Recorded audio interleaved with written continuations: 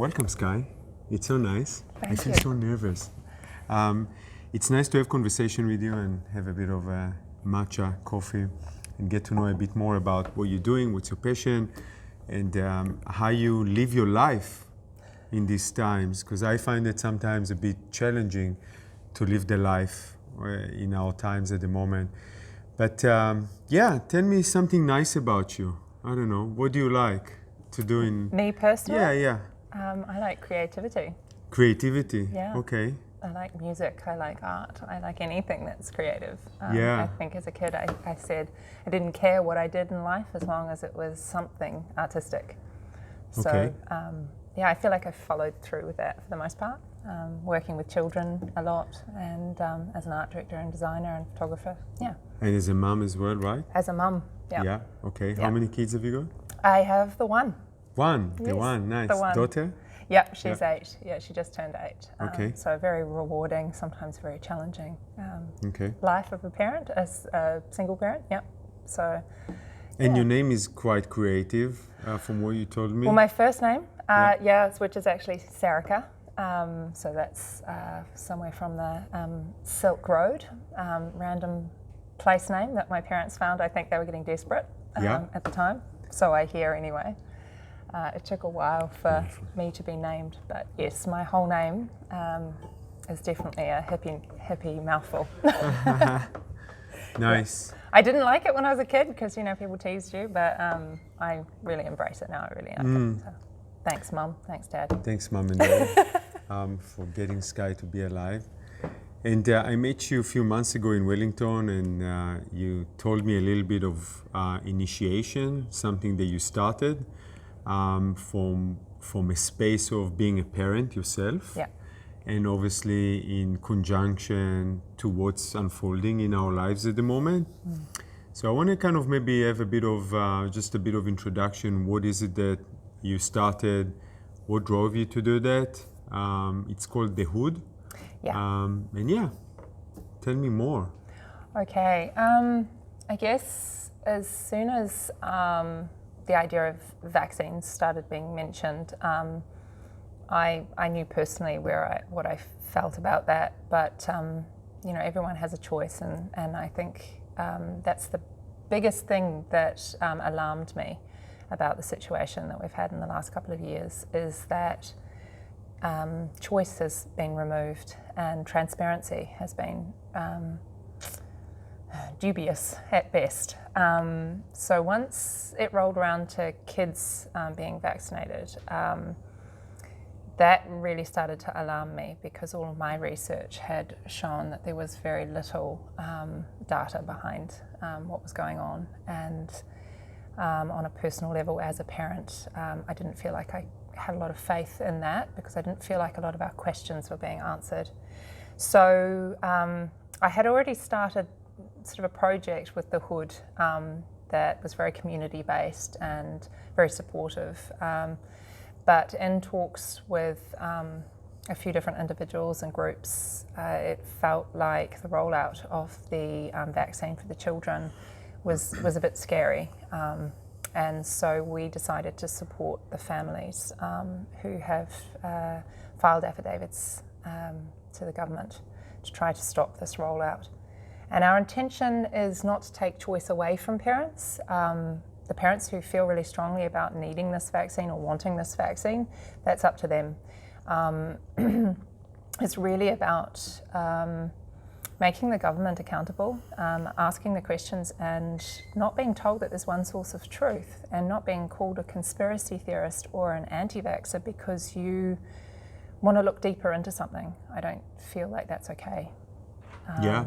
So that's our mission really at the moment.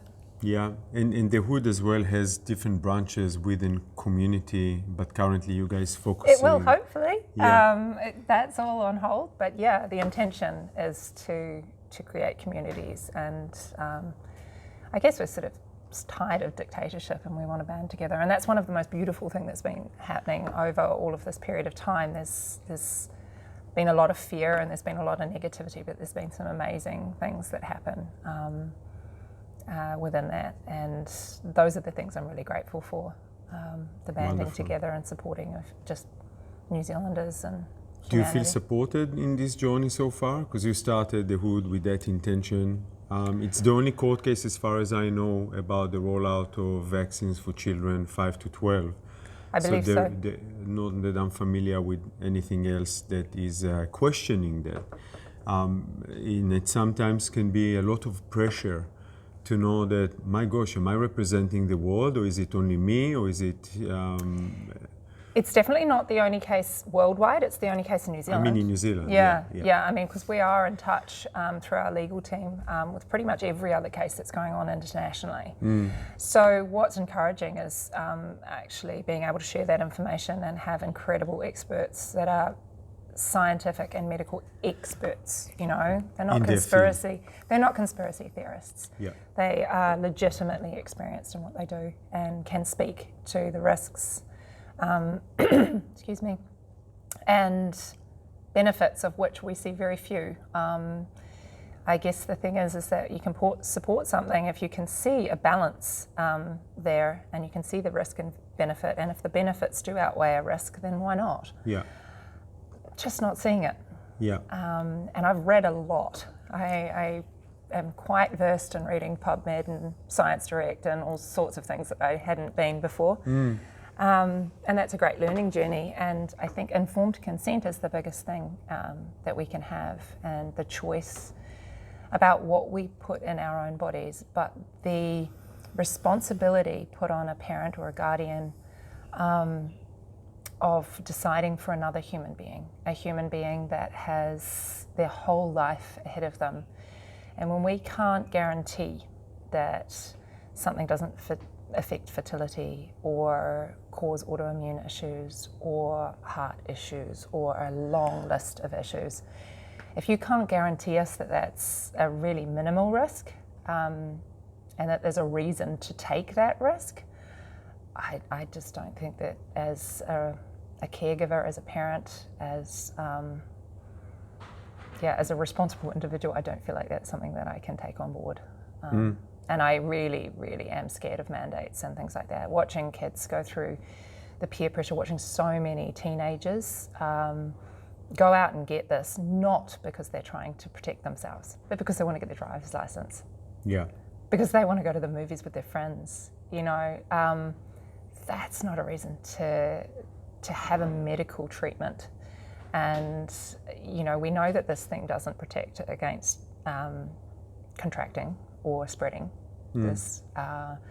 So why? I see a lot of information and research that you publish on the website as well, so parents can actually access this information easily. How do you get this information? Because I find that the last 2 years we've been bombarded with lots of information, and everyone claims to be the ultimate information, the only source of truth. Trust me, not the others. I'm a doctor, but the other guy is a doctor, but don't trust the other doctor. How can we discern from all this information and realize that there is information coming from that source, but what other information exists over there that would be supported as well by peer-reviewed, would be supported by other scientists perhaps, and other sort of organizations that have connection to medical and things like that? How do you get this research to be one credible and also based on data and science that is also peer-reviewed, which is really hard to find these days? Well, this is so new too. So peer review takes time. So that's true. We need to be a little discerning in our own kind of judgment and kind of go what feels right, but the evidence needs to be there. And I think rushing into anything out of fear is not an objective way to approach something. So stepping back and really kind of listening to everything and debating, this is where I really don't like, and actually my alarm bells went off straight away. As soon as somebody tells you that this is the only source of truth, that screams, hang on a minute, please. Like, I need to do my research. I need to think about this. I need to know that what I'm doing is right. Don't tell me what to do. I mean, that probably is just my defiant nature as well. I like to debate things. Doesn't matter what it is. I want to look at every side. And I think that's a responsible thing to do as an individual, but particularly as a parent. You know, you need to make sure that you've done your homework, and so reading stuff, not being intimidated as well. You know, like some of those scientific papers, they're pretty hard to read, but really read the abstract, read the conclusion, and you pretty much got it in a nutshell. And maybe look who funds that as well. Look who funds it, yeah. Reach another conclusion as well, which is really important. And conflicts of interest. That's right. All of those things. It's really important to look into that, because I think I've had conversations with people and I just ask questions, because that's really what we're about, is asking the questions and just looking at every angle. And I remember saying to a guy that I'd met, we were just chatting about it, and he'd just had his first jab, and I said, yeah, just, I don't know, these companies, you know, they're making ridiculous amounts of money off this. Do they have any incentive to actually tell us the truth? Like, really? And they are not answerable, because they have no repercussions if there is anything that goes wrong, because they've signed agreements with governments to remove that liability. So how do we actually trust them? You know, yeah, maybe they are in it for the right reasons, but prove it. But we're not being given the proof. I mean, they had to be forced to release their findings, and their findings are pretty damning, you know, and it raises more questions, not less. It's not giving us assurances, it's actually giving us alarming concerns. And, you know, the government has a responsibility. I'm not anti-government, I'm not anti-medicine, I'm not anti-anything. I don't like the term anti. I think it's polarising, and it's just labelling. And I think we are allowed as people to actually ask a question and to be respected for that, and being given the freedom to do that and not judged for it. Yeah, I have too many questions to just blindly trust. Science is all about expressing ideas and being able to talk about them and debate. Otherwise, it is not science. It's just going to become a dogmatic behavior of my way or highway, which we see religion and other different things that are like that in sort of way. But for me, that's also something really important, to be able to discuss things, ask questions. And what I find the most challenging, I don't know how you find it, because you in the spotlight in terms of trying to raise awareness about the rollout of vaccines for 5 to 12. And these days, we've been bombarded with stigmatization and labeling. So you ask questions, you straight away get labeled, you conspiracy theorist, you anti this, you anti that. How do you deal with that yourself? I'm sure some people obviously said that in what you're doing. Oh, I've definitely been called an anti-vaxxer and all sorts of things, because I want to question and I want to look into things. I'm fortunate enough that I have a lot of family that also do that, and I was raised to ask questions. So I think from that sense, I have a lot of confidence in the fact that I have the right to do that. I don't like judgment, and it is a scary thing to be judged and to be name called. And obviously I don't want that to happen to my child either. She's done nothing, she's an innocent person in this, and I don't want me asking questions to reflect poorly on her and have anything, parents or anybody, you know, target her for that. That's not okay. So I think there is a lot of anxiety out there from a lot of individuals, and I think that's why a lot of Kiwis actually stay quiet, because we don't like conflict. We don't like to ruffle feathers. We don't like to complain when the food was bad in the restaurant. We just go out and grumble behind everyone's back. And I think we need to be braver, and we also need to.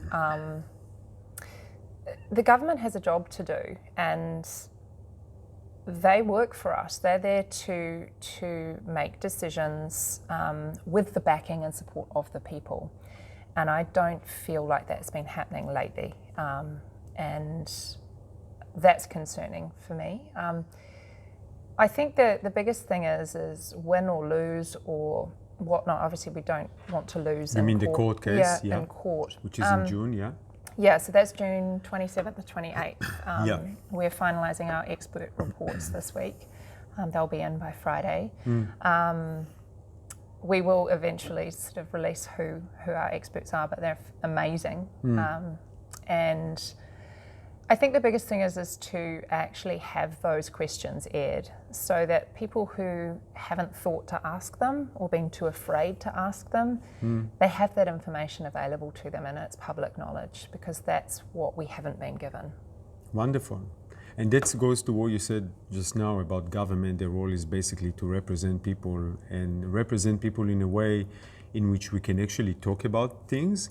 And a lot of times, unfortunately, governments took a stand of labeling people, which is the easy exit from needing to be challenged and needing to show up to the challenge by having discussion and conversation.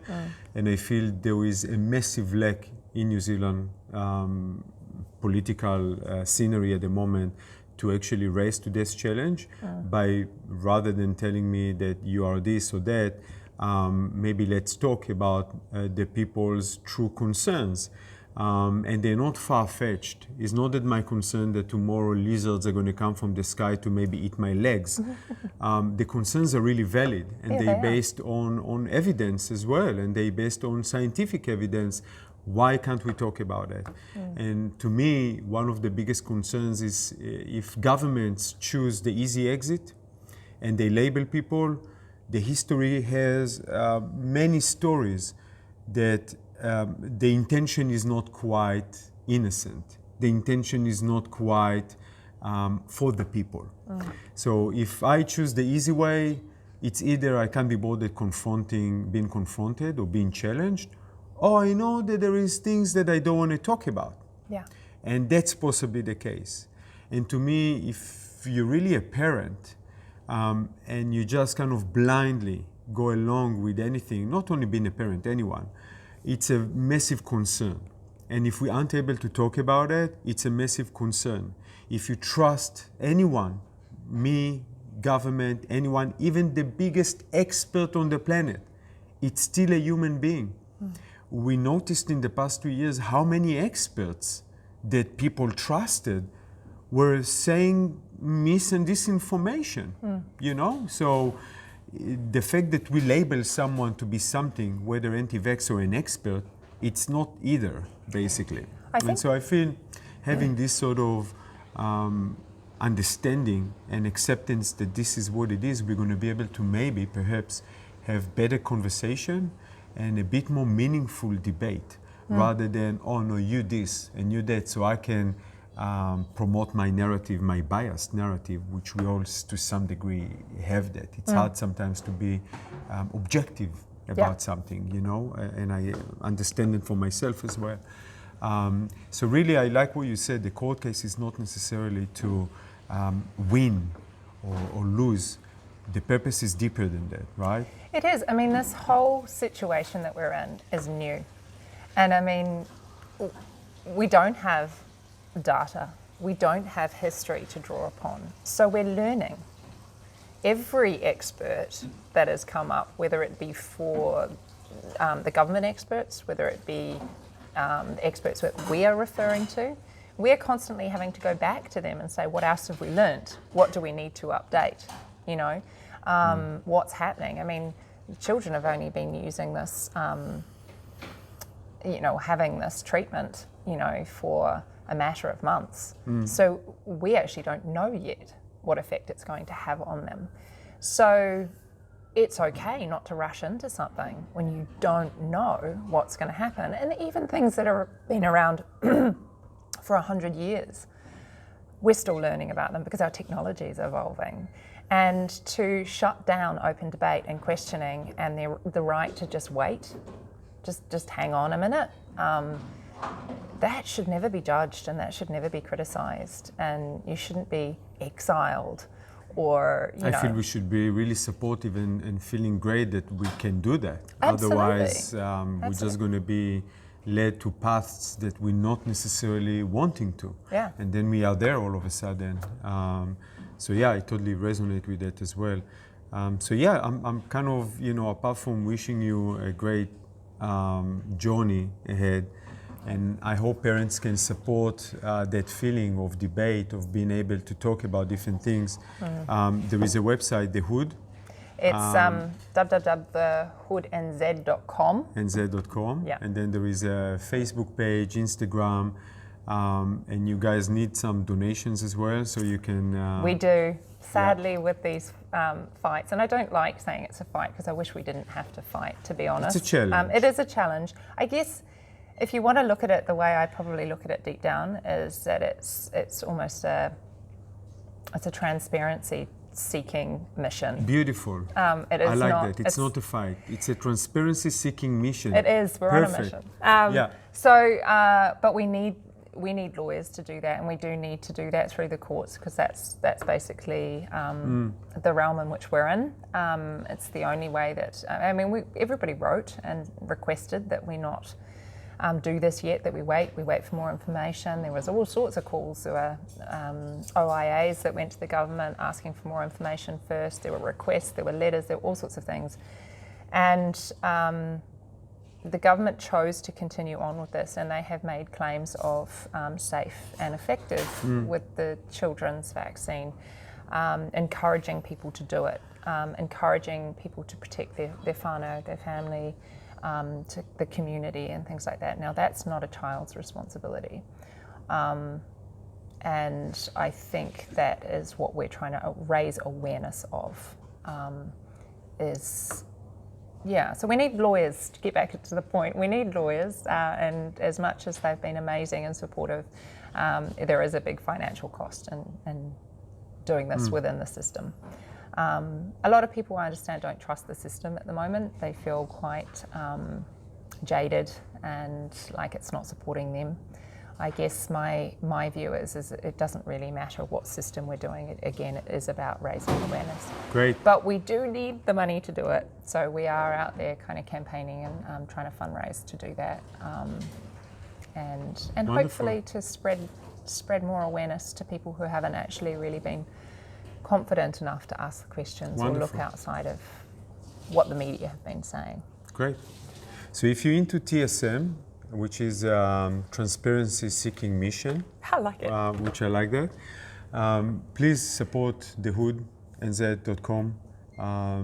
Go and share your thoughts as well. Even if you think otherwise and you think differently, we would love that as well. I feel there is a space for debate, there is a space for discussion, rather than saying, oh, you this or you that, because that's basically didn't bring us to a great place these days, 2 years in this pandemic. So it'd be nice to actually understand where we're coming from, understand that we actually, all of us share the same fears, the same concerns, especially if you're a parent, regardless if you support this or that. All parents want the best for their children. So that's the basis of all of them. Skye, thank you so much. It was really beautiful, and I love how you actually authentic about how you feel, and it's coming from a beautiful space to contain these challenging times, and respect that there is different views, there is different concerns from people, but we all connected through that. So I really appreciate that. And you can see Skye as well at Spirit Festival, which is next week. And go online, check it out, go to the Facebook page, let's have a bit of discussion about that. And thank you for listening. We love you. See you soon. Bye.